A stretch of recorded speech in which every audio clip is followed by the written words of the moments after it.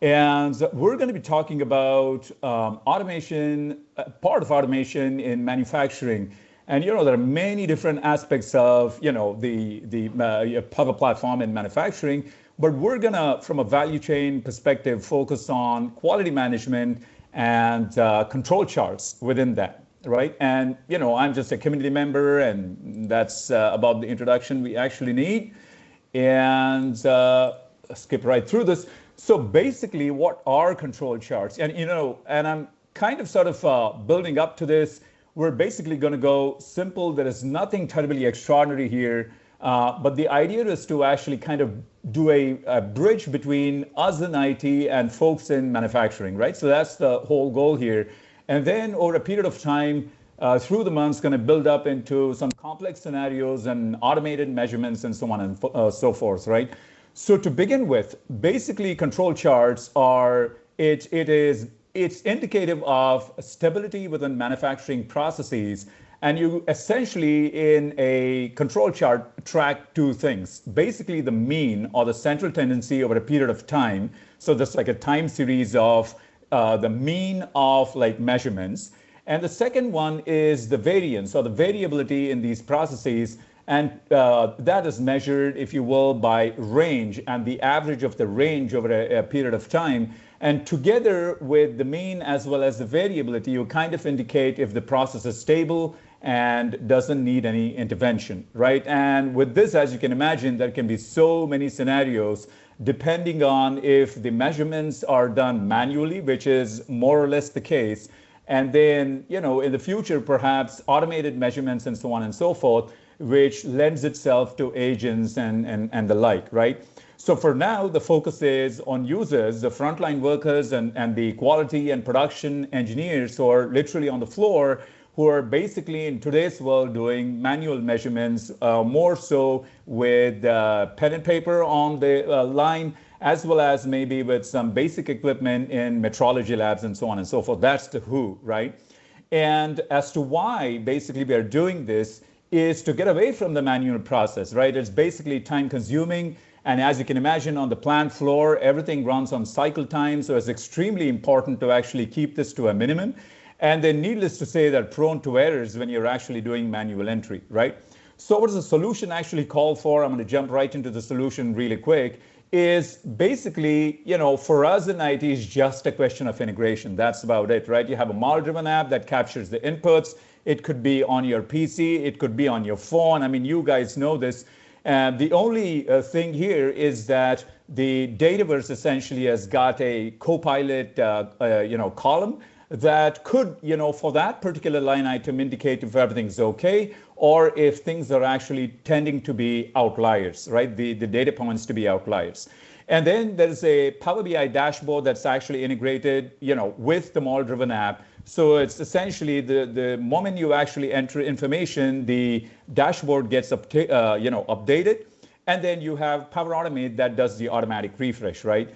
And obviously on the model-driven app nowadays, you have the Copilot. So that, gets into a little bit of an interesting scenario is, could you actually do away at some point with the Power BI dashboard where the Copilot itself could actually tell you if something's is going awry and if you actually need to intervene and so on and so forth, right? So that's kind of the construct. Going forward, we'll have automated measurements, and I'm going to bring in IoT and agents into this. So then that's going to be at a different level, completely seamless and so on and so forth. But that's for another day, right?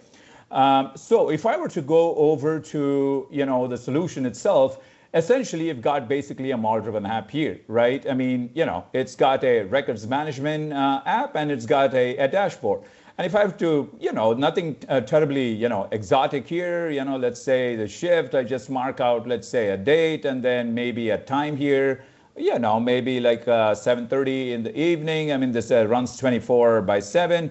So I'm going to just go over to, a line item here. And by the way, this is a Canvas app on the same thing, but, model-driven really helps because I can actually bring in the Copilot very easily. I don't have to struggle with that.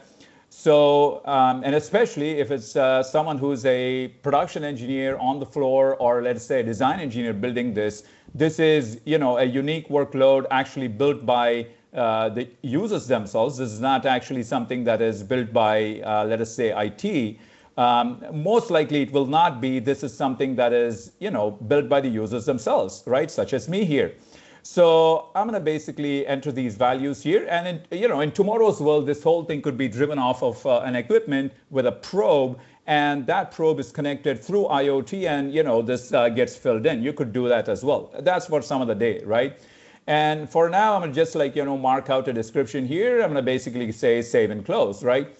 So the idea here is once this happens, there's a Copilot column here that actually monitors the mean and the range here, and basically says if the data points here are outliers vis-a-vis the overall mean, the global mean and range, or they are within range. So as you can see over here, it takes a couple of minutes. It goes back and says, hey, look, the readings are kind of okay, right? And if I were to refresh this, I'm sure at some point, really quick, it's gonna came back and said, things are actually okay, right?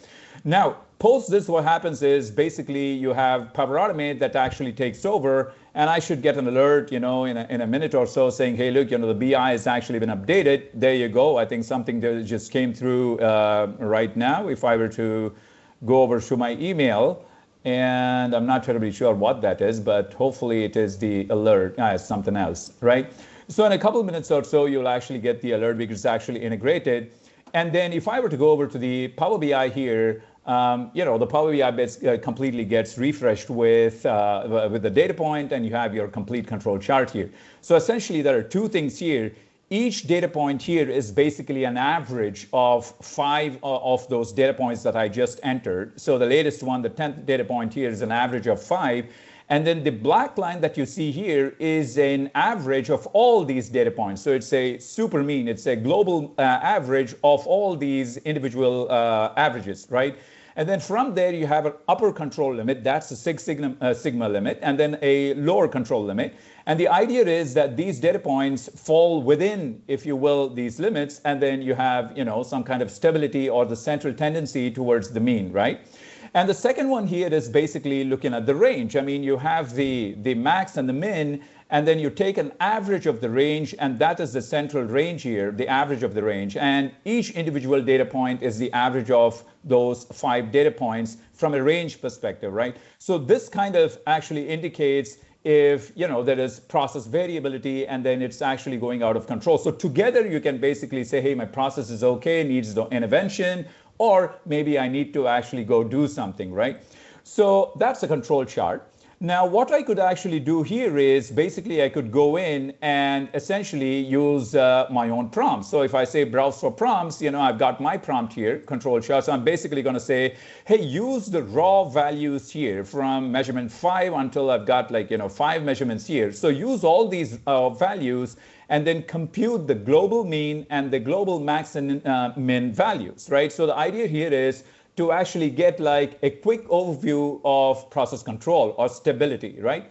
So I'm going to let this run. It takes a couple of minutes or so. And this is where you can fine tune this and so on and so forth. This goes away and basically says, hey, look, here's your average and here's your range, right? I'm going to actually, there's a couple other workflows actually running. I'm going to turn this off. But it goes away and gives you the average and range, right? Further to this, then you can say, hey, look, based on the average and the range, are there any particular data points here that would be of concern, right? So that would go in and say, hey, look, see, there you go. It basically went in and said, here is the average, this is the max, and this is the min value. And based off of this, I could go in. I haven't saved the other prompts, so I'm going to just copy this here and paste this like so. And this says indicate which values here, gosh, this thing, which values here, right, highlight if there is any kind of shift and so on and so forth, which values are equal beyond the max and, are equal. So if I were to take any particular value here, is that equal to the min or max of the range or beyond is what I'm trying to find out. And which of these values is it, right? So if I run this, I'm fine tuning this. At some point, it'll actually go say, hey, look, this particular line item and this particular value corresponds to the max value or is beyond the max value, which basically indicates to me that's an outlier, right? And once I know that that's actually basically said the third, fifth, second, so on and so forth, I could basically go on and say, hey, give me the actual IDs, which is going to be more useful than just the shift here. So it says the third here, measurement 1. So this is actually beyond the minimum or is meeting the minimum. And then I could basically go in and say, hey, look, edit this item here, and then, go in and add a description here to be, hey, this is the reason why, here is the operator, and this is the reason why this measurement seemed to be out of control. We need to actually look into it, so yada, yada, so on and so forth, right? So that's essentially, in a nutshell, the whole solution. Obviously, from a solution perspective, it's got the embedded Power BI. Excuse me, a little bit of allergies here. So this is the embedded Power BI. Then you got the model-driven app, and then obviously the flow. Going forward, you could also add an agent here, an automated agent that basically runs, when the line items actually in Dataverse goes away and, runs it and does the same exact prompt and retrieves to the user saying, hey, look, this particular measurement seems a bit of suspect here. You might want to investigate a little bit more. Talk to the operator, who's on the line. Maybe there's some, fixture or jig that was like, whatever it is. And you can get into explanations and root cause analysis and so on and so forth, right? So this essentially is the, solution setup. The Power Automate flow is extraordinarily simple. Basically, when a row is added, you just refresh the data set, get your profile, send an email out, and that's about it. And from a database perspective, if I get into it, it just is a Copilot column here. Let me do this. I need to get back here to tables, and let me go to that here and go down here to my, where is this Copilot column? Edit this, and there literally is my prompt, right? And if I edit this prompt, goes away and says, calculate the overall mean and average range of values, and, not just the latest record, but the aggregate values, and then say, if any of the 5 is equal or beyond the range, just say, it's an outlier, or if it's within range, say okay, and just give me one word, outlier, OKR, like, if it's okay, just say OKR, give me a, outlier, whatever, right? This is about it, right? So with this, this is the next summary of it. Now, it is extraordinarily simple. And the whole idea is the user themselves, be it either the production engineer, most likely it'll be the production engineer. It could be the frontline worker in some cases.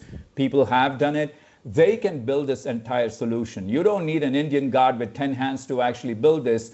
The beauty of it is the simplicity of like focusing on the solution, focusing on improvement of cycle time, and using the components within the solution, the Power Platform solution, to cobble this up with such ease, right? That's the whole idea, okay?